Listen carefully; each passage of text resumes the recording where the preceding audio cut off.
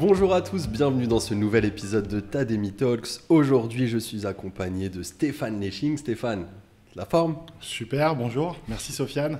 Merci à toi d'avoir accepté mon invitation. Alors, aujourd'hui, on est à Paris et on a tous les deux grandi, tous les deux nés à Paris, on a tous les deux grandi à Paris, mais aussi improbable que cela puisse paraître, on s'est rencontrés pour la toute première fois aux Philippines. Exactement. Et on en reparlera un petit peu tout à l'heure. Mais c'est vrai que c'est rigolo que notre toute première rencontre, c'était à l'autre bout du monde et on expliquera pourquoi tout à l'heure. Stéphane, tu as 46 ans, tu es né à Madagascar et tu es arrivé en France à l'âge de 3 ans. Tu grandis dans le 19e arrondissement de Paris au sein d'une famille plutôt modeste et dans une grande mixité sociale. Après une belle carrière de commercial, tu es passé sur des positions managériales et tu es aujourd'hui VP Sales au sein d'une licorne française à la croissance exceptionnelle, Content Square. Encore une fois, merci d'avoir accepté mon invitation et j'ai vraiment hâte qu'on échange sur ton parcours ensemble aujourd'hui. Eh ben, écoute, déjà merci Sofiane pour l'invitation. Et oui, effectivement, 46 ans depuis hier. Donc hier, c'était mon anniversaire. Joyeux anniversaire. Ravi de le passer avec toi aujourd'hui. J'espère que c'est un bon cadeau. En tout cas, on va essayer de faire le nécessaire. Depuis très jeune, tu as été en pensionnat dans le cadre de tes études. Comment s'est passée ta jeunesse et cette période avant les études supérieures? Est-ce que tu peux nous raconter? Je suis né à Madagascar, je suis venu en France à l'âge de 3 ans. Donc mes parents sont divorcés, mon père est resté à l'île Maurice, puisque j'ai la moitié de ma famille qui est à l'île Maurice, l'autre moitié à Madagascar. Et ma mère ne pouvant pas s'occuper de nous, on a eu l'opportunité de nous mettre en fait dans une, on va dire une pension, on va dire. Donc le principe c'était de partir le dimanche soir et de revenir le vendredi soir. Alors ce qui peut paraître, on va dire, étonnant quand on est jeune, donc surtout à l'âge de 4 ans. Ouais. Mais j'en garde des très très bons souvenirs, puisque c'est un environnement hyper familial, c'est un cocon. On a l'impression d'être un peu, avec du recul, un peu en colonie de vacances, d'une certaine manière. Ça permet de créer des liens qui sont extrêmement forts, et puis on en reparlera tout au long de ma carrière, de ma vie. Ça a permis de créer des fondamentaux, en tout cas, pour qui je suis aujourd'hui, quoi. Ok, donc du coup, tu passes tes études plutôt dans ce cadre-là, ouais, jusqu'au lycée, où là, tu arrives dans un lycée qui est le lycée Chaptal. Exactement. Et c'est un peu gros changement d'ambiance pour toi. Oui, comment ça se passe? Gros changement, parce que d'un côté, en fait, tu passes d'un environnement, on va dire, de pension, donc, où j'ai vécu depuis ma toute petite scolarité, à une ambiance lycée parisien, et beau lycée parisien, une belle réputation en plus, en plein dans le cœur du 8e. Et là, effectivement, c'est le choc, on va dire, quoi. Mais qu'est-ce qui te choque? Beaucoup de choses, en fait. C'est, en fait, quand tu arrives dans un lycée parisien, il y a les codes. Enfin, voilà, c'est une autre population. Donc, il y avait même un peu de mixité, mais c'est principalement des gens qui habitent autour de 3-4 km autour, en fait, du lycée. Donc, ils sont plutôt de familles, on va dire, qui ont des bonnes situations, qui ont une très bonne éducation, fils ou filles de cadres. Donc, tu es dans un écosystème qui est complètement différent, donc, ce qui est plutôt très positif. Hein. Mais la transition est un peu bizarre au début. Donc, c'est vrai qu'il y a un temps d'adaptation, surtout, ouais, sur lequel, en fait, il faut rentrer assez rapidement dans une logique de code. Donc, tu n'as pas forcément tout de suite les bons codes, que ce soit vestimentaire, la manière de parler, la manière d'interagir, ton background, etc. Néanmoins, ça s'est très bien passé. Mais c'est vrai que cette période a été un petit peu particulière, on va dire. Est-ce que tu dirais, parce que je ne sais pas pour toi, mais moi je l'ai un peu vécu quand je suis passé en prépa après mon lycée. Moi j'étais à Clichy-la-Garenne au lycée, au collège, dans des établissements plutôt de ZEP. Et je suis passé en prépa dans le 16e arrondissement et j'ai vécu un peu ça aussi. Et moi, à ce moment-là, ça m'a pas mal aussi ouvert les yeux sur le champ des possibles, d'être confronté à des personnes dont les parents étaient cadres. C'était pas quelque chose que je voyais vraiment dans mon entourage, en tout cas familial. Est-ce que toi, ça a généré un petit déclic aussi pour toi? Ouais, alors pas forcément d'un coup, mais au fur et à mesure, oui, parce que tu te rends compte du champ des possibles, en fait. Donc, comme je dis souvent, en fait, les interactions que tu peux avoir avec les gens, c'est ce qui te permet d'être tiré vers le haut ou à l'inverse vers le bas. Bien sûr. Et c'est vrai que tout de suite, tu rentres dans un univers où il y a un champ des possibles qui est plus large, des rencontres, des choses dont tu n'avais pas forcément l'habitude de vivre au quotidien. Donc ça, c'est quand même c'est top, quoi. C'est top. Et donc là, suite à ton lycée, donc tu te diriges vers tes études supérieures, plutôt sur des études scientifiques, parce que je crois savoir que toi, tu rêvais d'être pilote de ligne, tu es un fou d'avion. Exactement. Et finalement, tu as choisi une autre voie pour certaines raisons et tu vas nous les expliquer justement. Et bah, effectivement, j'avais ce rêve de gosse, j'allais dire, d'être pilote, de voler, de faire un Paris-New York dans la journée, Singapour, Tokyo, donc voyager, découvrir des univers complètement différents, des pays différents. Il s'avère que c'était plus compliqué que ça, parce qu'en fait, pour t'expliquer simplement, tu n'as que 2 voies en fait, pour être pilote de ligne. Donc, soit tu as la voie qui est l'École nationale de l'aviation civile à Toulouse. Bon, il faut faire prépa, maths sup, maths spé, il faut faire partie des meilleurs des meilleurs. Et ensuite, tu intègres cette école. Donc ça, c'est la première voie. La deuxième voie, c'est plutôt une voie privée où tu te payes tes propres licences. Donc, c'est énormément d'argent et d'investissement, en fait. Et donc, au fur et à mesure de l'avancée dans ma scolarité, je me suis rendu compte que ça soit en payant des cours de pilotage, c'était très compliqué parce que très cher. Et donc, j'avais pas forcément les moyens de me payer, on va dire, ces cours. Et la deuxième voie était aussi un peu compliquée parce que maths sup, maths spé, même si j'aimais beaucoup les maths, la physique, la compétition est forte, quoi. Ouais, bien sûr. Voilà. Il faut avoir un bon dossier, il faut avoir des bonnes notes, toute sa scolarité pour être accepté. Donc un peu les 2 voies bouchées pour toi. Cette envie d'être pilote de ligne aussi parce que tu aimes voyager. Ouais. Tu as eu l'occasion, j'imagine, de voyager énormément dans le cadre de ton travail, dans l'écosystème de la tech. Est-ce que tu dirais que ça a un peu adouci ta peine, entre guillemets, de ne pas avoir réalisé ce rêve ou... Oui, avec du recul, oui. Alors déjà pour 2 raisons. La première, c'est que j'ai un très bon ami qui est pilote de ligne et je me rends compte que sa vie de famille, au final, est très compliquée. Ouais. Elle est vraiment très compliquée. Et puis avec le temps, après on en parlera après, mais j'ai pris et je prends beaucoup de plaisir dans mon job aujourd'hui. Et donc j'ai trouvé le bon équilibre, quoi. Bon, après, je suis toujours l'actualité au niveau des avions, etc. Donc ça m'intéresse. Ouais, donc ça te suit quand même. Ça me suit toujours aussi. Toujours. Comme quoi ça reste ce type de passion. Donc dans le début de tes études supérieures, tu te diriges plutôt vers un IUT en physique, toujours pour rester dans ce domaine un peu scientifique. Et là, ça te plaît pas trop. Alors je fais 2 ans, je fais de la physique, l'étude de matériaux pour être précis à l'IUT d'Orsay. Ouais. Bon, on va être franc, hein, je l'ai fait pendant 2 ans pour avoir déjà un premier diplôme. Il y a des matières qui étaient intéressantes, mais ce qui m'a fait le déclic, on va dire, c'est quand j'ai fait mon stage. On a toujours un stage de fin de parcours.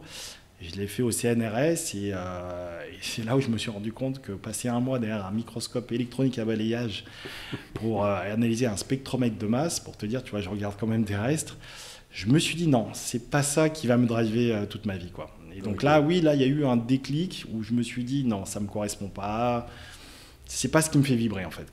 Et toi, t'avais pas réellement de modèles autour de toi desquels t'inspirer, que ce soit dans ta famille ou dans ton entourage, ou alors peut-être dans ton entourage plutôt amical, des amis de lycée, mais il y a un moment où tu dois changer quelque chose dans ton orientation, t'as pas réellement de guide, il faut le faire par toi-même, donc comment tu fais ?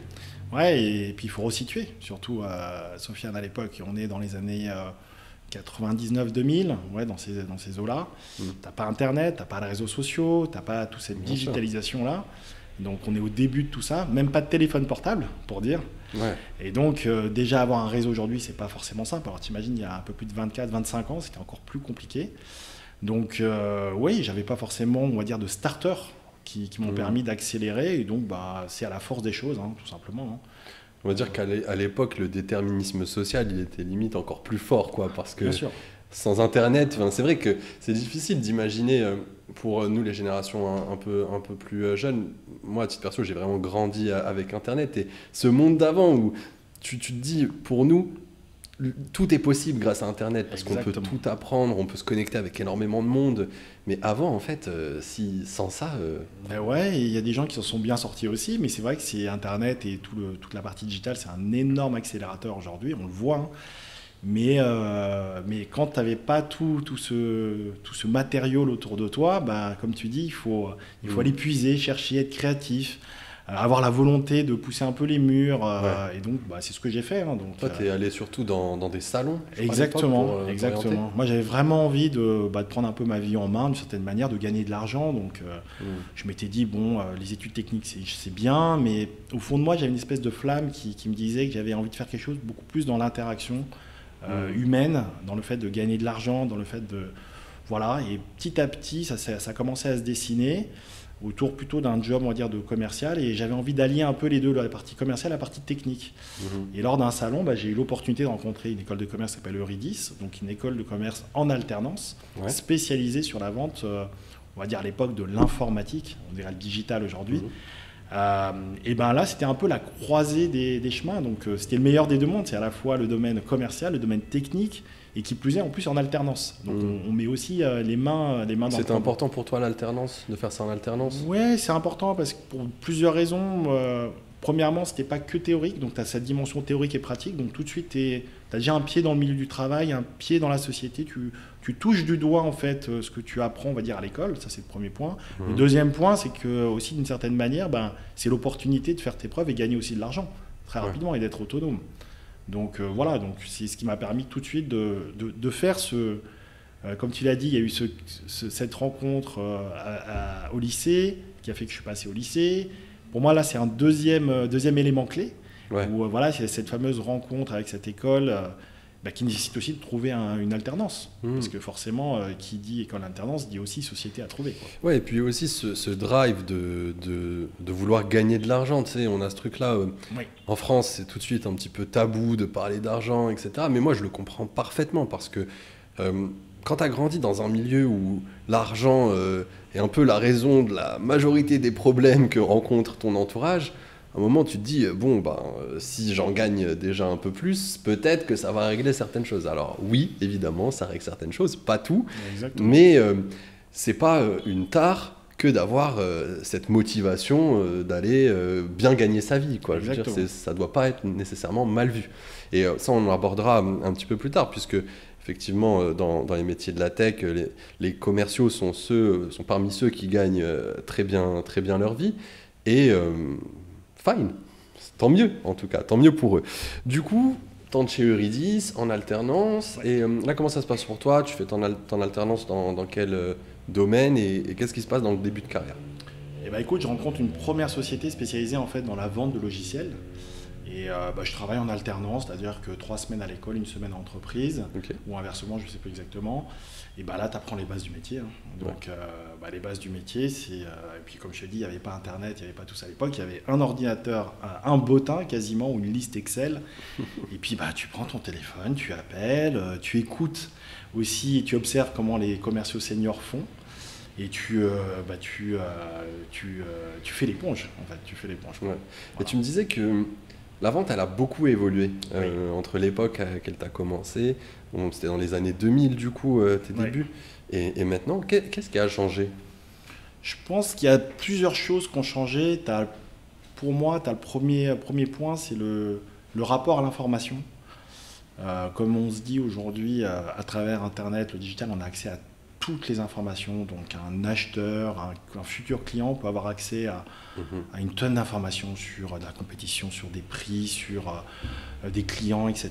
Donc quand il y a une interaction avec un vendeur de software, de logiciel, je pense qu'il est déjà au courant de 70-75% de ce que la boîte fait, de ce que les concurrents font, de quels sont les ordres de prix, de grandeur. Là où au début, on était plus dans un domaine où on défrichait. Ça, c'est le premier point. Le deuxième point, selon moi, c'est la vitesse. Tout va beaucoup plus vite. Alors, il y a du bon et du moins bon, selon moi. Les interactions sont rapides, multicanales, évidemment. Néanmoins, je trouve qu'à l'époque, on avait une meilleure interaction avec les clients et un meilleur lien avec nos clients. C'est-à-dire qu'on crée des vraies relations de proximité dans la durée. Là où j'ai le sentiment que cette génération est plus dans le one-shot, l'immédiateté, le fait de se dire ok, je vais closer des deals, je vais faire mon objectif, mais je ne pense pas forcément sur du moyen ou du long terme en fait, quoi. Ok, ouais, cette dimension relationnelle, c'est intéressant parce que tu m'as aussi dit que pour toi, sales c'était un des plus beaux métiers du monde et je suis hyper curieux que tu nous expliques pourquoi. Est-ce que aussi c'était lié à cette dimension relationnelle qui se perd un peu et du coup c'est peut-être moins beau qu'avant, mais pourquoi pour toi c'est un si beau métier? Écoute, il y a plusieurs choses pour moi. Premièrement, je ne vais pas forcément parler d'argent, mais ça on viendra en temps d'eux. Je vais plutôt parler de curiosité. Pendant toute cette expérience de sales, j'ai jamais autant rencontré de gens, de sociétés, complètement différente d'une marque de retail, d'une marque de fabrication, aller dans des usines, aller dans des bureaux, aller dans des boîtes de services, etc. Donc, pour moi, c'est la première richesse, c'est-à-dire que tu apprends énormément et tu écoutes énormément par rapport à des choses qui t'entourent au quotidien.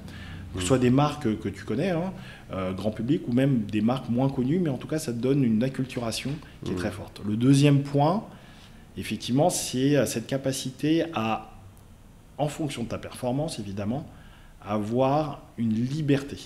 Une liberté dans ton agenda, déjà d'une, dans la manière d'opérer en fait ton quotidien, et surtout cette capacité à être maître de ton destin. Moi je dis souvent en fait, un commercial c'est le patron de sa propre PME, donc il se lève le matin et il a des ressources autour de lui, il a des ressources et il doit faire grandir sa PME en fait, de cette manière. Donc il y a ce côté aussi autonomie qui est extrêmement intéressante, quoi. Ok, et c'est intéressant parce que du coup quand on compare un sales à un directeur de PME, forcément un directeur de PME il a aussi énormément de pression sur ses épaules puisqu'il est en charge de pas mal de choses.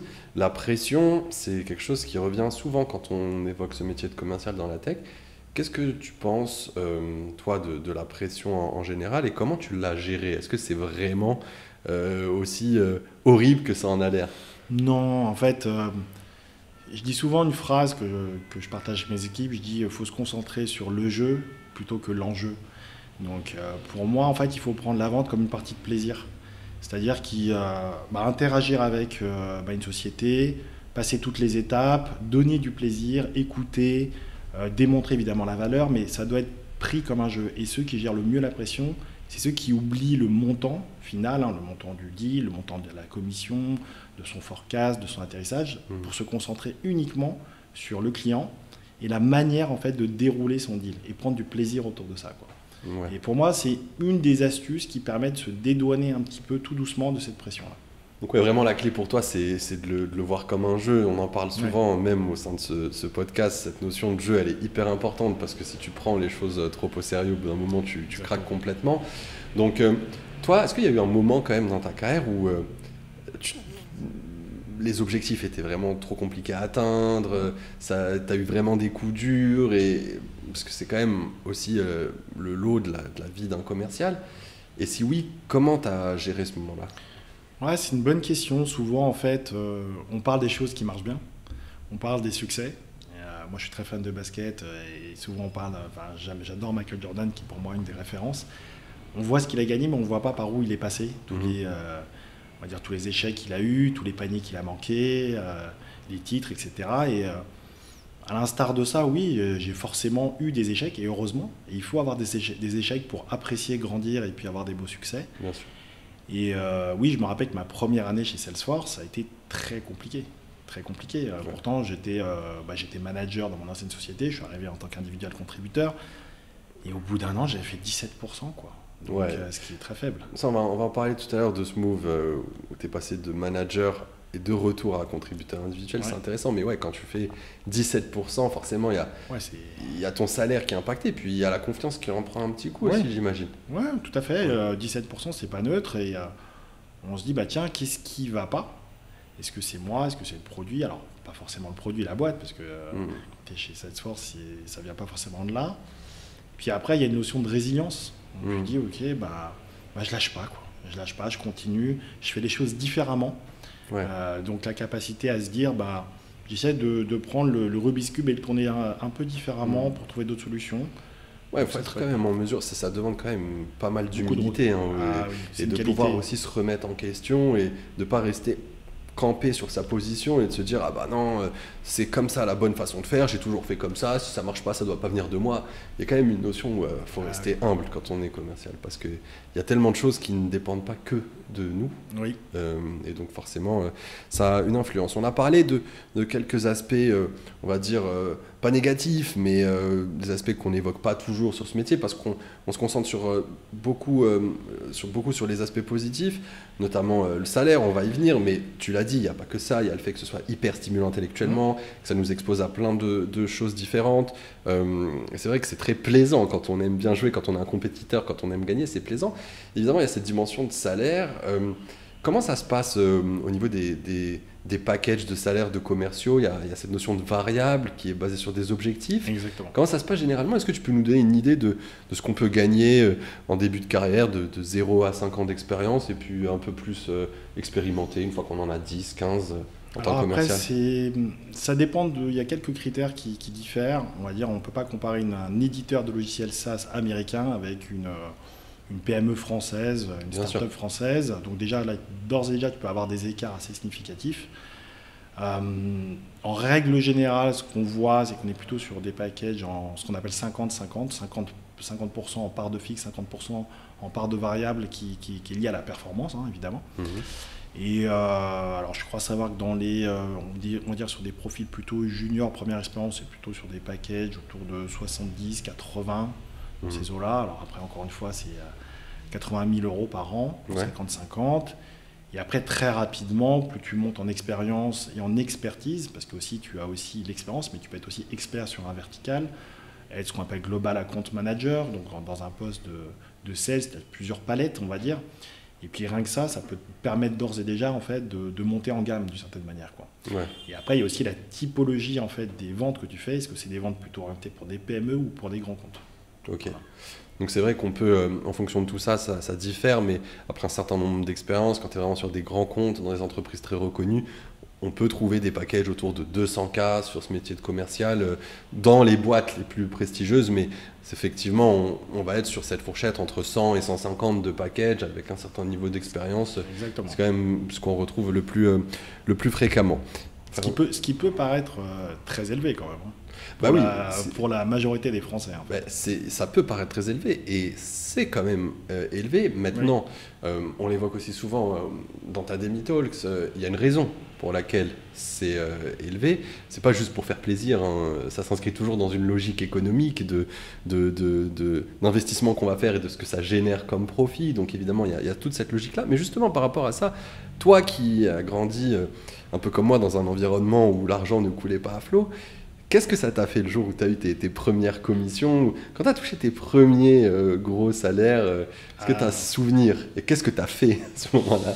J'ai pas un souvenir précis, mais je me rappelle que je sais pas exactement ce que j'en ai fait pour être franc avec toi. Mais par contre, oui, c'est hyper plaisant. C'est hyper plaisant de se dire que le fruit de ton travail est tout de suite impacté et se visualise d'ores et déjà sur ta paye, quoi.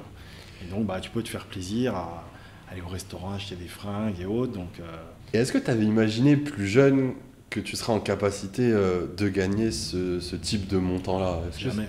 Ah non, mais jamais. Jamais. En fait, pour accéder à ce type on va dire, de zone de salaire, tu es plutôt sur des profils de cadre, très haut cadre, et ce qui, pour moi, était difficilement accessible, quoi. En tout cas, là, tu t'épanouis dans ton job de commercial, tu prends beaucoup de plaisir dans ce métier-là, tu l'as dit tout à l'heure, c'est un job qui pour toi est vraiment hyper stimulant. Et puis, tu évolues dans un écosystème plutôt français, francophone, dans ce type de boîte-là, jusqu'à ton entrée chez Salesforce. Oui.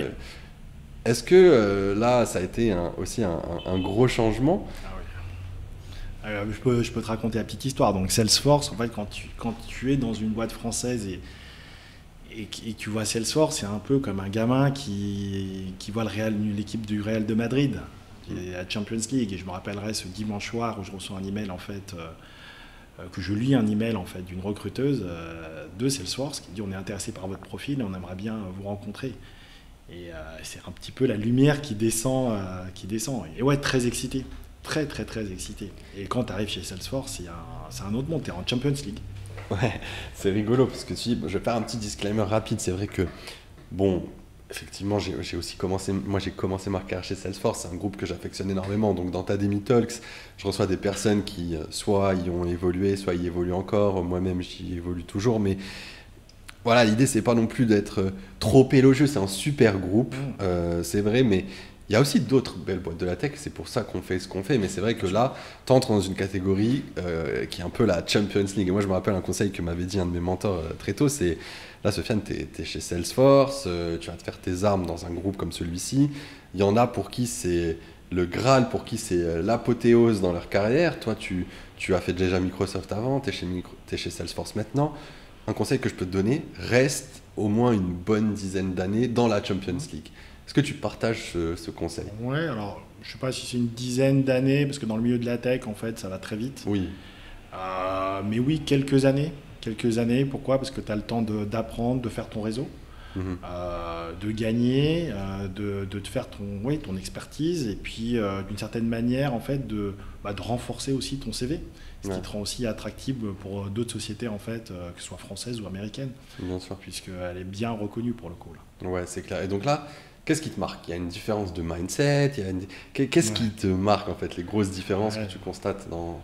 Je m'en rappelle, on était à Alma Marceau à l'époque, on était à 120 ou 130 personnes en France. Ouais. Je pense qu'aujourd'hui, Salesforce, c'est peut-être 2000, je n'ai pas les chiffres. Donc ça restait petit à l'échelle de Salesforce, mais tout de suite, les premières interactions qui m'ont marqué, c'est que j'ai trouvé les gens tout de suite très très smart. Très très smart, dans l'attitude, dans l'interaction, dans l'histoire, dans leur background, dans tout, et je me suis dit, ah ouais, là on est vraiment rentré dans un autre milieu. Et c'est bien parce que tout de suite, tu as le sentiment en fait que cet environnement va te tirer vers le haut. Ouais, et puis c'est hyper important ce que tu dis, parce que moi aussi j'ai le sentiment que ce que je retiens le plus de mon expérience dans la tech, que ce soit chez Salesforce ou ailleurs, c'est les rencontres que j'ai pu faire, c'est ce qui a été hyper enrichissant pour moi. Alors oui, il y a énormément d'avantages, il y a des bons salaires, on a des bons congés paternité, maternité, tickets resto, on voyage, tout ce que tu veux, mais cette dimension humaine, les rencontres qu'on peut faire, c'est quand même, pour moi en tout cas, ce qui m'a le plus apporté dans ma vie et de m'ouvrir sur des choses dont j'avais pas connaissance. C'est comme ça que j'ai été initié à l'investissement en bourse, l'investissement dans l'immobilier, à méditer, faire de la méditation, à de la lecture, à développement personnel, à tout plein de sujets en fait qui me permettent de me sentir plus épanoui aujourd'hui. C'est pour ça que je dis souvent... tu peux t'épanouir dans ton métier, tu peux t'épanouir dans certaines entreprises si tu les choisis bien, et il y en a qui permettent de le faire. Toi, tu rejoins Salesforce, on en parlait tout à l'heure, en tant que commercial, contributeur individuel. Un contributeur individuel, c'est quelqu'un qui n'est pas du coup, qui n'a pas de responsabilité d'équipe. Et donc, tu arrives dans ce poste-là alors que tu avais déjà été manager avant. Exactement. Dans ta carrière. Et on a souvent l'impression que être manager, c'est l'évolution logique. Et puis une fois qu'on est manager, après, on n'est plus contributeur individuel. Pourtant, c'est pas ce qui s'est passé pour toi. Est-ce que tu peux nous expliquer pourquoi? Oui, en quelques mots. Déjà, l'opportunité de rentrer dans un grand groupe tel que Salesforce, moi, ça m'a permis tout de suite de me dire, il n'y avait pas forcément de poste de manager, premièrement. Et je pense que c'est important de redémarrer, on va dire, sur des fonctions d'individuel contributeur pour savoir de quoi on parle, pour être crédible, surtout le jour où tu repasses en fait manager. Donc réapprendre, on va dire, les bases sur le produit, sur le pitch, sur la culture d'entreprise, ça c'est hyper fondamental avant même de vouloir... Et toi, tu l'as pas du tout vécu comme un pas en arrière, c'était une opportunité pour toi. Tu as quand même fait des gaps de salaire à chaque fois entre chaque entreprise. Bon, on va pas revenir sur toutes les entreprises par lesquelles tu étais passé avant Salesforce, mais globalement, à quel type de gap on peut s'attendre quand on passe d'une entreprise à une autre en pourcentage? En pourcentage, on est de l'ordre de autour d'une 30% à peu près. Ouais, donc c'est quand même assez significatif. Et c'est vrai que ça, je vais faire un petit point là-dessus. Nous, on a souvent des personnes qu'on va coacher qui vont nous dire moi, je suis prête à baisser mon salaire pour faire un move, alors que souvent, le move d'une entreprise à une autre, c'est justement le moment de revaloriser son salaire. Donc, c'est important de ne pas négliger ça quand même. Donc, ok, tu arrives quand même dans des meilleures conditions, même salariales à ce niveau-là, bien que contributeur individuel, et tu repasses manager quelques années plus tard chez Salesforce. Pour rester sur cette expérience-là et sur la culture d'entreprise et ce que ça permet de vivre, on a cette culture chez Salesforce et dans d'autres boîtes de la tech de ce qu'on appelle le giving back, le fait de rendre à la communauté, le fait de faire du bénévolat et de ne pas être concentré que sur le profit. Moi, à titre perso, c'est quelque chose qui me parle énormément parce que ok, moi aussi j'ai bien envie de gagner ma vie, mais je suis quelqu'un qui a envie aussi d'aider les autres et j'aurais bien fait une carrière sociale si les salaires étaient bien plus importants dans ce type de carrière-là, ce qui n'est malheureusement pas le cas, mais on essaye. Et j'essaye à mon échelle de quand même avoir un impact, même à travers ce projet Tademy. Et du coup, dans ce cadre-là, on a tous les deux participé à un projet humanitaire avec Lightforce qui nous a amenés aux Philippines. Est-ce que tu veux nous en dire deux mots? Oui, c'est un projet en fait qui comme tu l'as dit, s'appelle Lightforce, qui a vocation à apporter en fait de la lumière en fait, dans des zones qui ne sont pas pourvues de lumière. Alors ça peut paraître simple, bête, aujourd'hui on est tous équipés de façon très simple d'ampoules de lumière chez soi, mais tu as des gros impacts. Donc c'est pas uniquement voir, c'est un impact sur l'éducation, sur la sécurité. En fait, quand tu vas dans des pays d'Afrique, d'Asie, et globalement, tu as potentiellement en fait, des bêtes autour ou des dangers, ça t'aide tout de suite. Tu as là aussi de la pollution, puisque avoir une lampe à pétrole dans une petite cahute avec des enfants, c'est pas forcément ce qu'il y a de plus sain. Et donc le projet de Lightforce, c'est d'amener cette lumière dans ces zones, on va dire, qui n'en sont pas pourvues.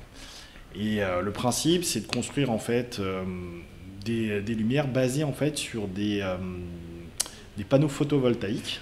Donc voilà. Et donc avec toute une équipe, on a monté ce projet. Donc on a levé des fonds auprès de sociétés, on a financé le projet, et puis on est parti dans ces pays. Donc il y a eu l'Afrique, et nous on s'est rencontrés, comme tu as très bien dit, aux Philippines.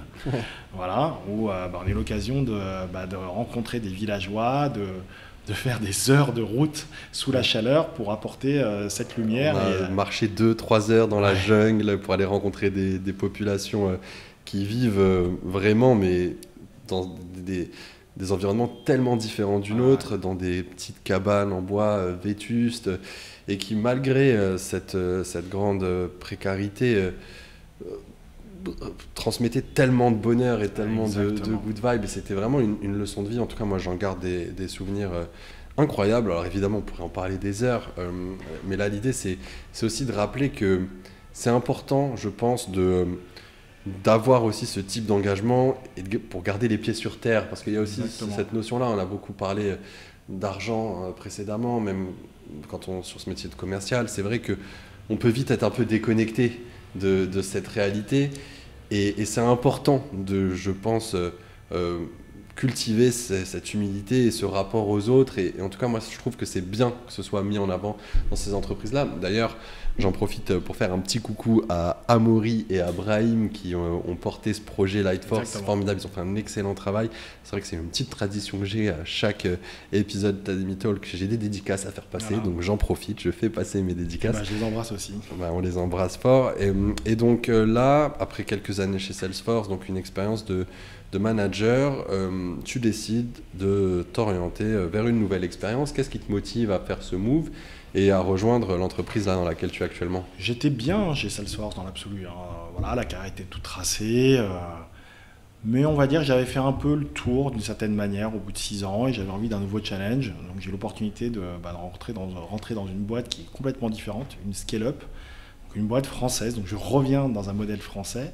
Et puis c'est l'opportunité de remettre en place des process, tout ce que j'ai appris justement chez Salesforce en termes de méthodo, en termes de process, et en faire bénéficier en fait cette magnifique scale-up qui est Content Square.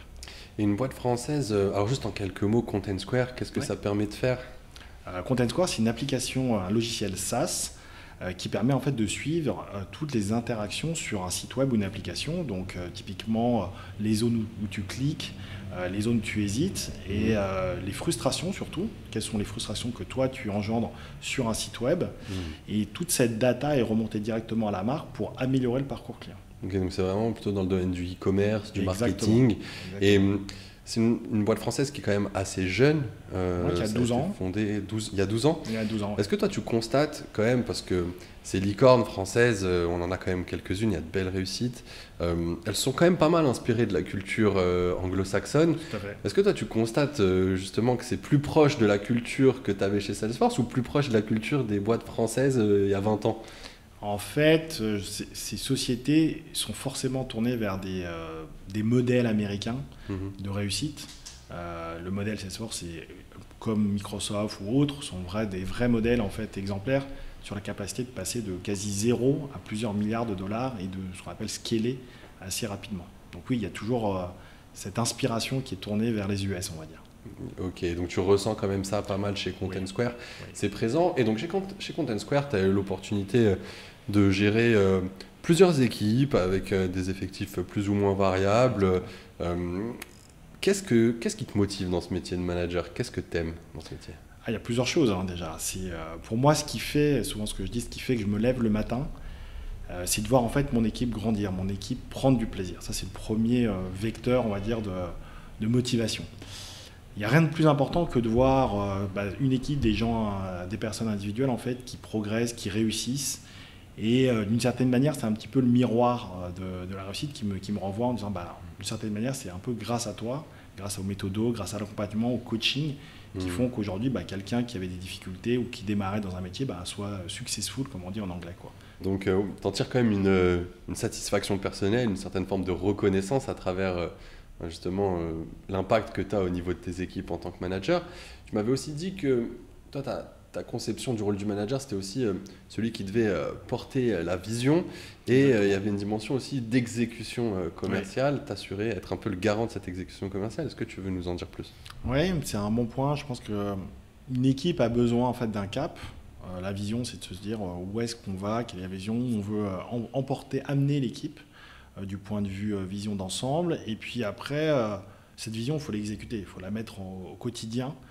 Donc ça passe effectivement par le pilotage et l'exécution des tâches au quotidien, donc la création de ce qu'on appelle du pipeline, le monitoring de l'activité, la création d'opportunités jusqu'à la signature des deals pour faire en sorte qu'on remplisse nos objectifs du mois, du trimestre, de l'année de façon régulière.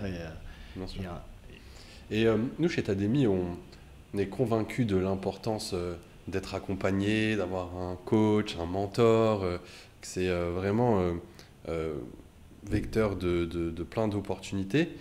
Est-ce que toi, tu as déjà eu recours à du coaching ou du mentoring? Est-ce que tu as eu des mentors tout au long de ton parcours qui t'ont aidé à en être où tu en es aujourd'hui? Oui. Alors que ce soit des mentors, on va dire, dans le cadre des sociétés dans lesquelles j'ai travaillé, mais également des mentors externes ou des coachs externes. Souvent, quand on parle de coach, alors c'est peut-être très français, c'est un peu comme les psys où on se dit non, mais j'ai pas de problème, être coaché, voir un psy, avoir de l'aide, parce que tout le monde est un peu fier. Et au contraire, je pense qu'il faut sortir un peu de ça. Tous les grands sportifs, les présidents, les grands dirigeants ont un coach, donc pourquoi pas nous au quotidien. Bien sûr.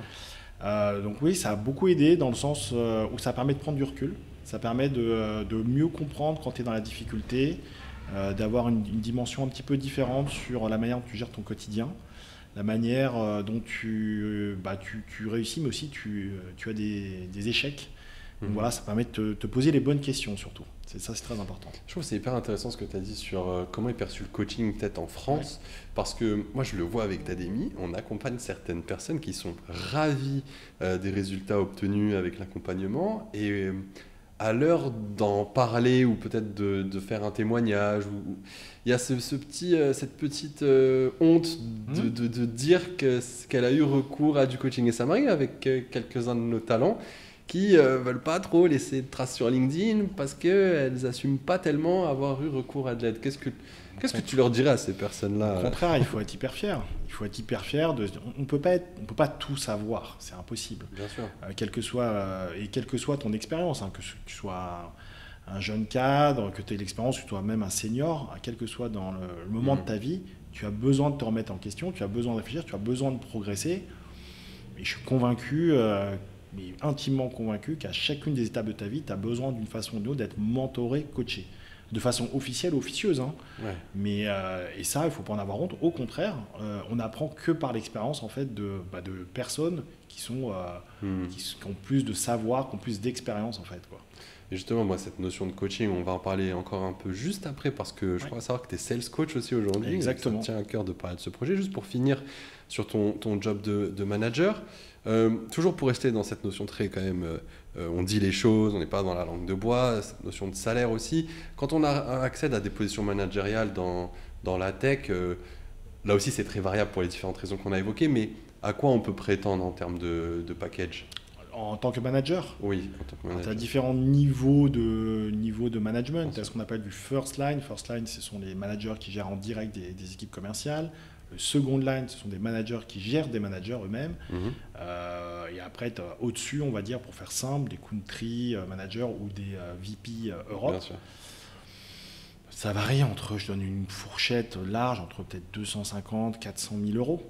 En package, toujours dans cette logique de 50-50 en fait. Ok.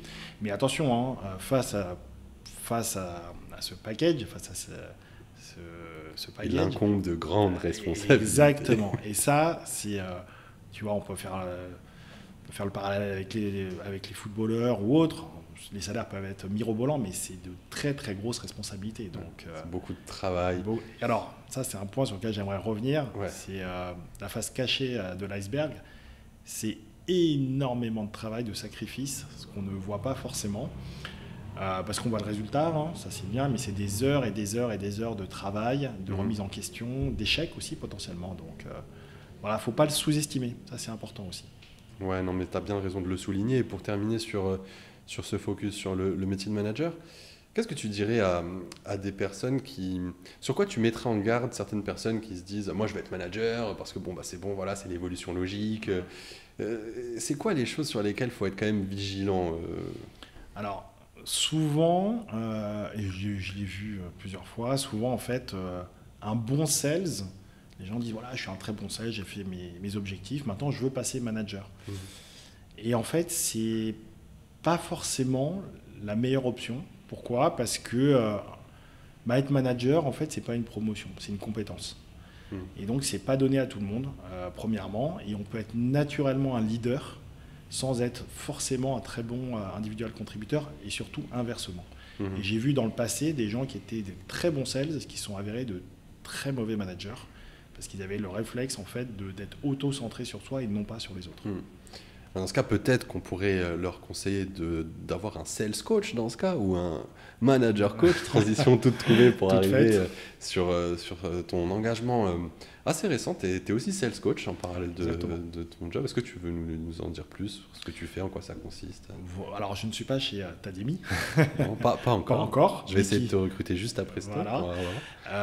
Mais je fais partie, en fait, on va dire, d'une association qui s'appelle Res Sherpa, donc qui a vocation, en fait, à mettre en relation des startups seed ou série A, enfin en début de cycle, on va dire, des petites startups, avec un réseau d'experts, donc des experts dans la finance, les RH et la partie sales. Et mon objectif, c'est d'aider, de coacher, de faire prendre du recul à des directeurs commerciaux, des VP sales, des patrons de start-up, pour essayer d'apporter mon expertise, mon expérience sur tout ce qui est ce qu'on appelle vulgairement le go-to-market, le recrutement, l'exécution. Voilà, il y a plein de sujets. Donc c'est hyper intéressant, c'est hyper enrichissant. Bon, je démarre à peine, mais j'ai déjà quelques interactions qui sont extrêmement bonnes en tout cas. Donc, toujours à la recherche de cette stimulation et puis de maintenant transmettre aussi à d'autres ce que toi tu as pu récolter. On arrive vers la fin de notre échange. Avant de conclure, est-ce que tu voudrais faire passer un mot à toutes les personnes qui envisagent des carrières commerciales dans la tech? Quels conseils tu leur donnerais Et voilà, qu'est-ce que tu dirais à ces personnes-là? Pour moi, 3 conseils. Donc, le premier, c'est l'anglais. Ça peut paraître simple, mais l'anglais va vous ouvrir des portes mais incroyables, ou à l'inverse, vous en renfermez si vous ne maîtrisez pas l'anglais. Ouais, ça j'oublie. Le deuxième, c'est capitaliser sur son réseau. Son réseau, c'est les rencontres personnelles, professionnelles, dans le cadre amical, dans le cadre du sport, dans le cadre d'amis. C'est ces rencontres qui vont vous faire ouvrir certaines portes. Donc ne sous-estimez pas ça. Ça, c'est vraiment fondamental. Et le dernier, pour moi, c'est, j'allais dire la base, c'est le travail et la curiosité, parce qu'il n'y a que ça qui paye, le travail, la régularité dans le travail. Et voilà. Et ça paye réellement. Et moi, ce que j'aime beaucoup dans Tademy Talks, c'est de mettre en avant justement ces parcours de réussite de personnes, on va dire, ordinaires comme nous, parce qu'on voit souvent, on nous montre beaucoup des modèles de réussite dans la musique, dans le sport, de ces personnes issues de certains milieux, que ce soit en banlieue parisienne ou qui ayant grandi dans des quartiers, ce qui peut être pas mal intimidant pour certains jeunes en se disant « Oh là là, en fait, si je suis pas footballeur ou si je perce pas dans le rap, en fait, qu'est-ce qu'il y a pour moi ?» En fait, il y a d'autres modèles de réussite. C'est ce qu'on essaye de montrer à travers Tademy Talks, et tu en es un parfait exemple. Cet exemple qu'on peut évoluer dans un milieu modeste où les parents n'ont pas d'autre choix que de te mettre en pensionnat pour te permettre d'avoir un certain cadre, et puis évoluer tout doucement avec toujours cette humilité, cette volonté d'apprendre, cette adaptation constante aussi, parce que c'est ce qui a fait la clé. Donc merci infiniment Stéphane d'avoir répondu à mes questions, de nous avoir raconté ton parcours. C'était un honneur. Merci beaucoup Sofiane pour ton accueil, et puis j'espère que ton audience sera ravie en fait de cet échange qui était pour moi super instructif. Je n'en doute pas. En tout cas, s'ils ont apprécié, si vous avez apprécié cet échange, n'hésitez surtout pas à nous laisser un petit commentaire. Comme d'habitude dans Tademy Talks, les questions sont ouvertes. Si vous avez des questions à nous poser, n'hésitez pas à nous contacter sur nos différents réseaux. Vous pouvez aussi contacter Stéphane, mais il est très occupé, hein, donc on est très occupé. En tout cas, voilà, c'est toujours un plaisir. Il ne me reste plus qu'à vous remercier pour votre écoute et tout votre soutien, et je vous dis à bientôt.